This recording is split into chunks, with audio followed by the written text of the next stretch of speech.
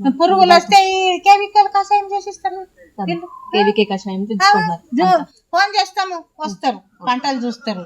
దీనికి పచ్చ పురుగు అయింది, పేన్ అయింది, ఎట్లా చేయాలి సార్ అంటే వాళ్ళు వస్తే కషాయం మీరు చేసుకోండి అంటే మాత కూడా మేము కొంత నేర్చుకున్నాం, చేసుకున్నాం. మాకు అది పాటించలేదు. నాకు మీరే చేసి తుర్రండి, మీరే చేయండి అని నేను ఈడికెళ్ళే వాళ్ళతోనే పోతాం. క్యాన్లలో పెద్ద పెద్ద క్యాన్లలో ఆటలు పెట్టుకొని పోయి కొట్టుకుంటున్నాము. సాయిదొన్న చేలల్లో పురుగు అయితే కూడా సుడిలో పురుగు వచ్చింది. 2 సంవత్సరాల సారి పురుగు వస్తున్నది. పురుగు వస్తే దీనికి ఏం చేయాలంటే యాప నూనె యాప మిషన్ ఉన్నది మా ఊళ్ళో మాతనే. మేమే యాప నూనె జమ చేసుకొని నీళ్ళలో కలుపుకొని పంపుతో అంత ఇట్లా పట్టింది చూడు, ఇంత దొన్నిండ్లు అయింది.